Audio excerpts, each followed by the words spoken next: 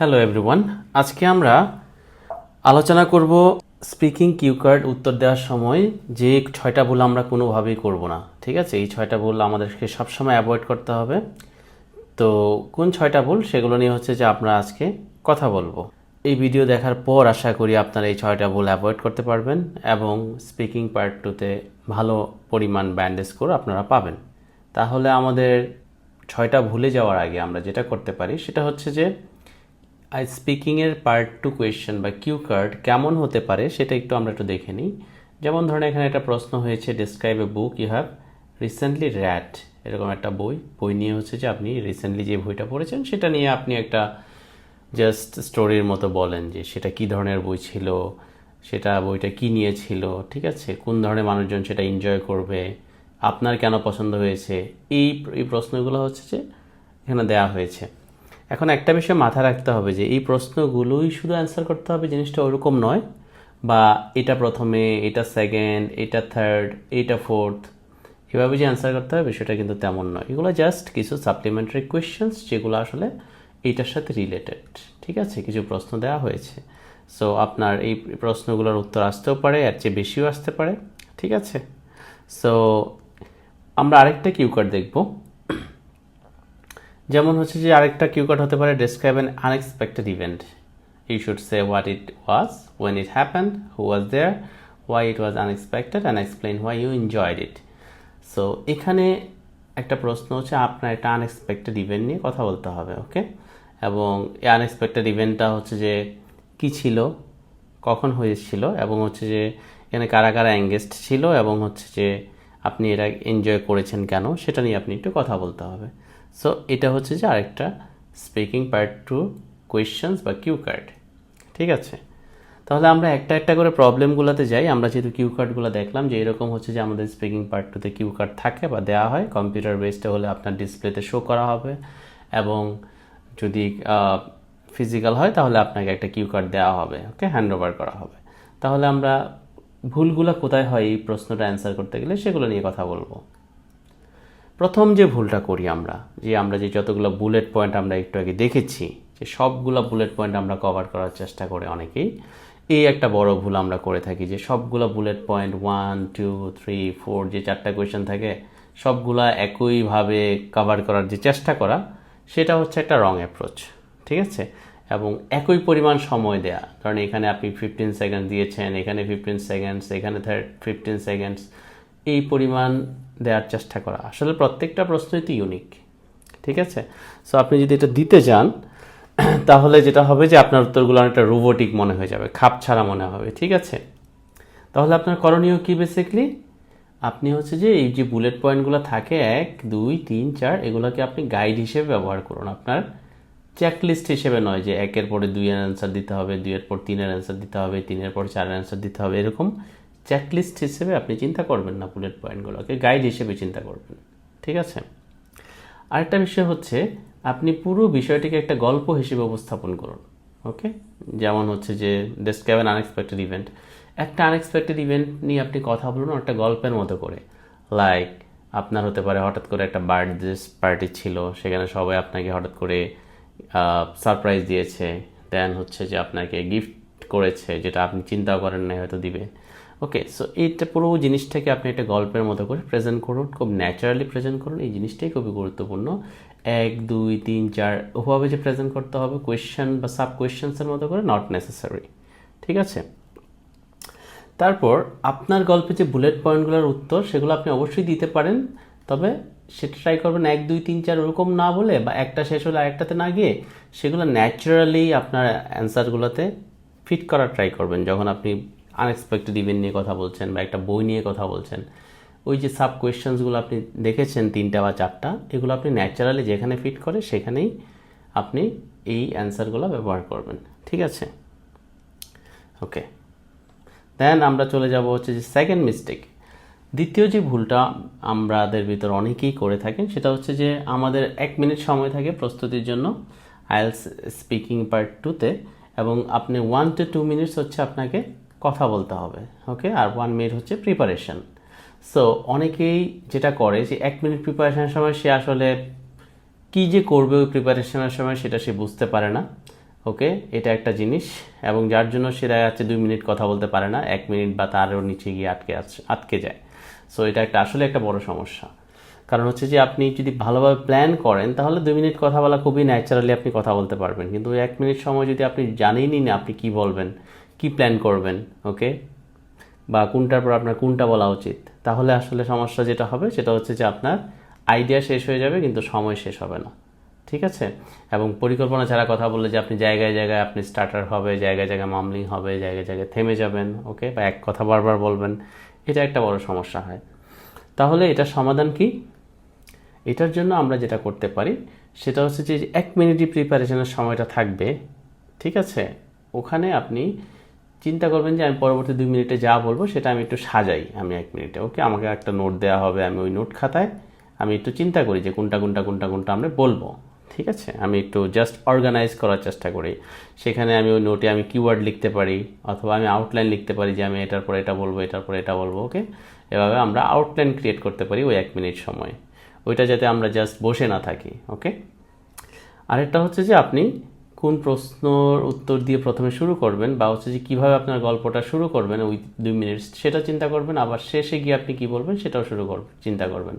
এবং এইভাবে একটা আউটলাইন সাজাবেন যাতে আপনার পুরো অ্যান্সারটা আপনার আউটলাইনের ভেতর রেডি থাকে, যাতে আপনি 2 মিনিট টপিকের আপনার যাতে অভাব না হয়, ঠিক আছে? যে এটার পর এটা, এটার পর এটা, এটার পর এটা, আপনি যাতে রেগুলারলি আপনি কথা বলতে পারেন ন্যাচারালি। এই জিনিসটা মনে রাখা অনেক বেশি গুরুত্বপূর্ণ, ঠিক আছে? ওকে, তারপর চলে যাব আমরা তৃতীয় যে ভুলটা আমরা করে থাকি অনেকেই, সেটা হচ্ছে যে কিউ কার্ডের উত্তর আগে থেকেই মুখস্থ করে নিয়ে আসা, ঠিক আছে? যেমন আজকাল এখন বাজারে মাক্কারের বই পাওয়া যায়, ওকে, সেখানে হয়তো কয়েকশো উত্তর বা কয়েক হাজার উত্তর দেওয়া আছে, কিন্তু এখন আপনি যদি ওই উত্তরগুলো বাসা থেকে মুখস্থ করে নিয়ে যান, ঠিক আছে, এবং চিন্তা করেন যে পরীক্ষায় আমাকে এরকম রিলেটেড প্রশ্ন করলে আমি সেখান থেকেই ওইটার উত্তর দিয়ে দিব, সেটা আসলে কমপ্লিটলি একটা রং অ্যাপ্রোচ। আপনি এই বইগুলো পড়তে পারেন শুধুমাত্র আইডিয়া নেওয়ার জন্য যে আসলে অ্যান্সারগুলো কেমন হতে পারে, কিন্তু আপনি অবশ্যই সেগুলো মুখস্থ করবেন না।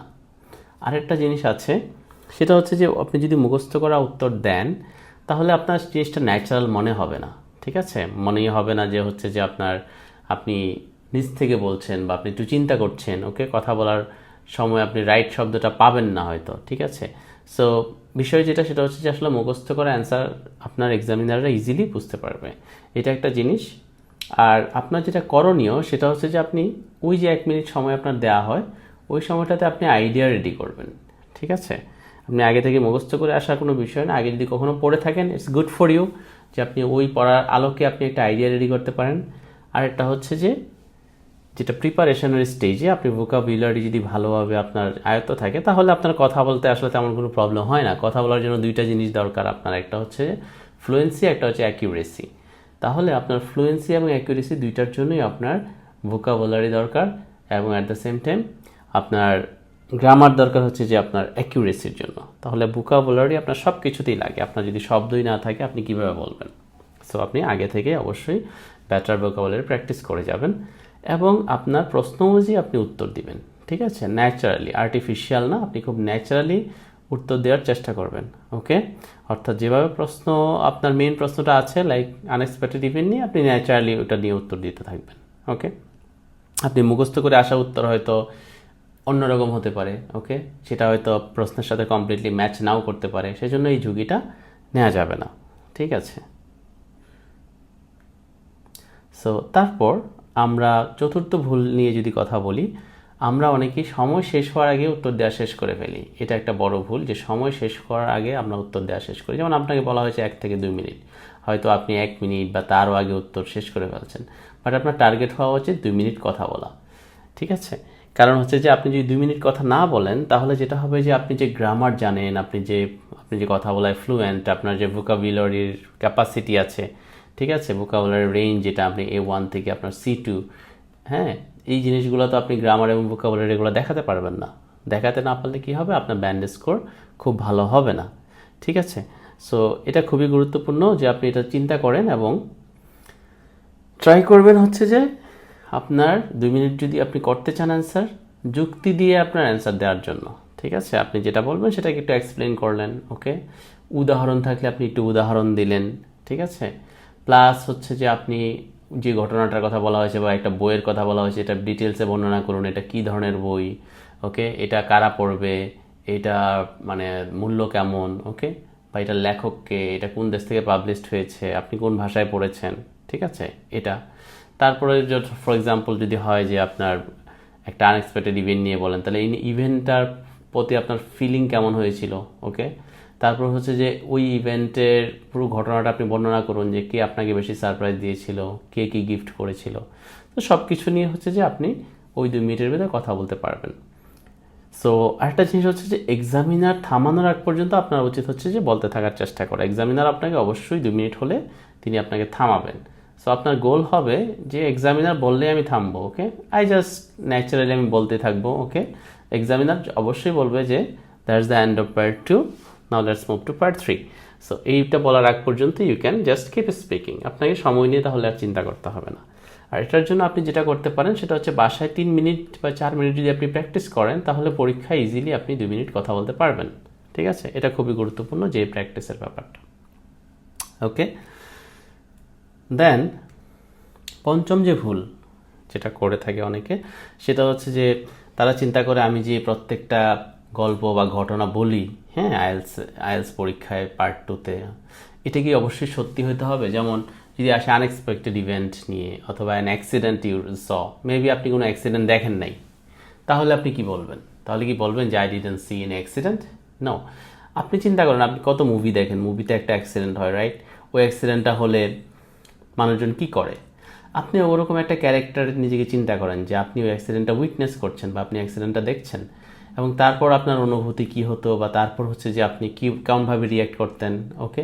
এই জিনিসগুলো চিন্তা করে আপনি ওই প্রশ্নগুলোর অ্যান্সার দেওয়ার চেষ্টা করবেন, ঠিক আছে। যেগুলো আপনার মনে হয় যেগুলো কমন পড়েনি বা এগুলো আমার লাইফের সাথে কখনো হয়নি, তাহলে সেগুলো আপনি you can just make it, okay. নিজ থেকে আপনি বানাতে পারেন, আপনার ইমাজিনেশন পাওয়ার আপনি ইউজ করতে পারেন, ঠিক আছে।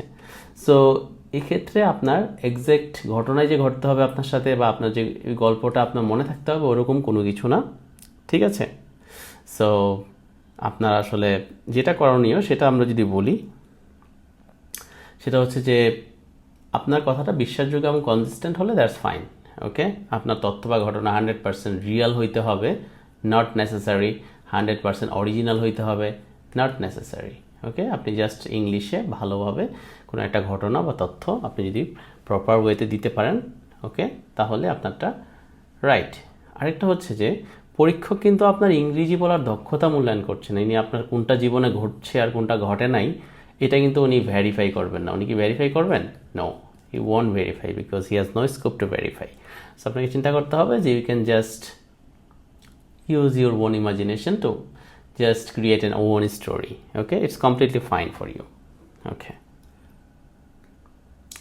লাস্ট ভুল যেটা আমরা অনেকেই করে থাকি সেটা হচ্ছে যে আমরা অনেক তথ্য নিয়ে চিন্তা করি, ওই যখন আমরা 1 মিনিট সময় থাকে আমরা হচ্ছে যে অসংখ্য মানে তথ্য একসাথে জড়ো করার চিন্তা করি, বা এগুলো সবগুলো বলবো এটা চিন্তা করি, ইনস্টেড অফ যে আমরা একটা গল্পের মতো করে, ওকে, একটা আউটলাইন সাজাবো যে ওকে ফাইন, আমি প্রথমে এটা বলবো, তারপর এটা বলবো, তারপর এটা বলবো, তারপর এটা বলবো। এটা না বলে আমরা অনেকগুলো তথ্য এক জায়গায় হচপচ করার চেষ্টা করি, যেটা করা যাবে না, ঠিক আছে। সো আপনার উত্তর হয়তো এক্সামিনার তখন ভালোভাবে ফলো করতে পারবেন না, বা তার কাছে এঙ্গেজিং মনে হবে না। এটা একটা ইম্পর্টেন্ট জিনিস, হ্যাঁ। আপনি যদি ফ্লো মেনটেনটা না করেন, তাহলে আপনাকে অবশ্যই ফ্লো মেনটেন করতে হবে। অ্যাট দ্য সেম টাইম আপনার উত্তর কেমনভাবে সাজাতে হবে, মনে হবে যে আপনি একটা গল্প বলছেন, ওকে, একটা বই, এই বইয়ের লেখককে, এটা আপনি কখন পড়েছেন, কেন আপনার ভালো লেগেছে, এই বইটা কারা পড়লে ভালো লাগবে, এই পুরো বিষয়গুলো নিয়ে আপনি একসাথে একটা কথা বলেন, জাস্ট গল্পের মতো করে, ওকে। এবং আপনার বইটা পড়ার পর কেমন অনুভূতি হয়েছিল, ওকে, এবং কেন সবাই এই বইটা পড়া উচিত, এই জিনিসগুলো আপনি নিজের ভাষায় বলেন, তাহলে আপনার জিনিসটা ডান, ওকে। সো এই হচ্ছে যে আমাদের 6টা ভুল ছিল, যেগুলো অনেকেই করে থাকে। আমরা ট্রাই করব যে এই 6টা ভুল না করার জন্য। আর আপনারা চাইলে ফ্লুয়েন্সিও আইএলসের ফেসবুক পেজ এবং ইউটিউব চ্যানেল আপনারা লাইক ফলো করতে পারেন, কমেন্ট করতে পারেন। অ্যাট দ্য সেম টাইম আপনারা যদি চান যে একজন ব্রিটিশ কাউন্সিল সার্টিফাইড আইএলস ট্রেনারের সাথে 1-to-1 speaking mentoring session book করার জন্য এবং মক টেস্ট দেওয়ার জন্য, তাহলে আপনারা এই নাম্বারে যোগাযোগ করতে পারেন। I wish you, okay, all the best. And last but not least, আপনাদের যদি কোনো প্রশ্ন থাকে তাহলে আপনি কমেন্ট সেকশনে অবশ্যই সেটা করবেন। অ্যাট দ্য সেম টাইম আপনি যদি আরও ভিডিও চান তাহলে সাবস্ক্রাইব করবেন, শেয়ার করবেন, লাইক করবেন। ওকে, আশা করি you will do it. Thank you very much for watching the video.